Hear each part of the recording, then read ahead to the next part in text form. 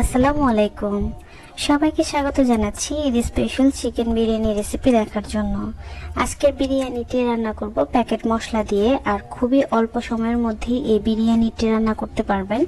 ঈদের দিনের সকাল বা দুপুরের জন্য একটি পারফেক্ট রেসিপি। তাহলে চলুন শুরু করি। বিরিয়ানিটি রান্না করার জন্য প্রথমে একটা প্যান গরম করে এর মধ্যে প্রায় 1 কাপ পরিমাণ সয়াবিন তেল দিয়ে দিয়েছি। এরপর দিয়ে দিচ্ছি 4 টেবিল চামচ পরিমাণ কুচি করা পেঁয়াজ। পেঁয়াজটাকে একেবারে গাঢ় বাদামি রং করে ভেজে নিব। চিলি সস দিয়ে দিচ্ছি 1 টেবিল চামচ, আর টমেটো সস দিয়ে দিচ্ছি 1 টেবিল চামচ। বাদাম বাটা দিয়ে দিচ্ছি এখানে 1.5 টেবিল চামচ। এখানে আমি কাজু বাদাম বাটা ব্যবহার করেছি, আপনারা যে কোনো ধরনের বাদাম বাটাই ব্যবহার করতে পারেন। সবগুলো মশলা তেলের মধ্যে আমি এভাবে একটু নেড়ে মিশিয়ে নিচ্ছি। এরপর দিয়ে দিচ্ছি বিরিয়ানি প্যাকেট মশলা থেকে প্রায় 3 টেবিল চামচের মতো। এখন মশলাটাকেও মিশিয়ে নিচ্ছি।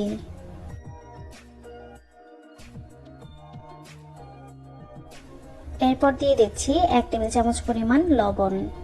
মশলাটাকে খুব ভালো মতো কষানোর জন্য 3 টেবিল চামচ পরিমাণ পানি দিয়ে দিচ্ছি।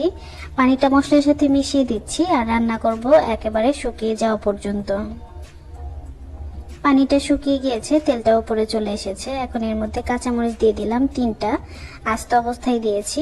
এরপর মাংস দিয়ে দিচ্ছি 800 গ্রাম। আপনি যদি ঝাল বেশি খেতে পছন্দ করেন তাহলে মরিচগুলোকে একটু ভেঙে বা কেটে দিতে পারেন। মাংসটাকে মশলার সাথে খুব ভালোভাবে মিশিয়ে দিতে হবে। এখন আমি ঢেকে রান্না করব 7-8 মিনিটের জন্য। চুলার আঁচটা লো টু মিডিয়ামে থাকবে। ঢাকনা তুলছি 8 মিনিট পরে। মাংস থেকে পর্যাপ্ত পরিমাণে পানি বের হয়েছে, আর এই মাংসটা রান্না করার জন্য অতিরিক্ত কোনো পানি ব্যবহার করার প্রয়োজন নেই। আমি নিচের দিক থেকে একটু নেড়ে আবার ঢেকে রান্না করব পানিটা শুকিয়ে যাওয়া পর্যন্ত।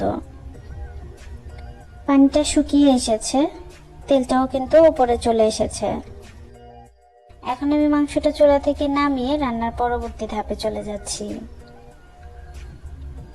চুলায় একটা প্যান গরম করে এর মধ্যে আধা কাপের থেকে একটু বেশি পরিমাণে তেল দিয়ে দিচ্ছি।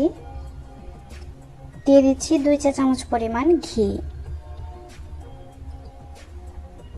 এরপর দিয়ে দিচ্ছি হাফ চামচ পরিমাণ জিরা, এটা অপশনাল, আপনি চাইলে দিতেও পারেন, আর ভালো না লাগলে স্কিপ করবেন। 4 টুকরো দিয়ে দিচ্ছি দারচিনি, 5-6টা দিয়ে দিচ্ছি এলাচ। পেঁয়াজ কুচি দিয়ে দিয়েছি 2 টেবিল চামচ। পেঁয়াজটাকে হালকা একটু ভেজে নিতে হবে, একেবারে ব্রাউন কালার করে ফেলবেন না, তাতে করে কিন্তু বিরিয়ানির রংটা নষ্ট হয়ে যাবে। 1.5 টেবিল চামচ রসুন বাটা, 1.5 টেবিল চামচ আদা বাটা দিয়ে দিচ্ছি। আদা রসুনটাকেও পেঁয়াজের সাথে একটু ভেজে নিতে হবে।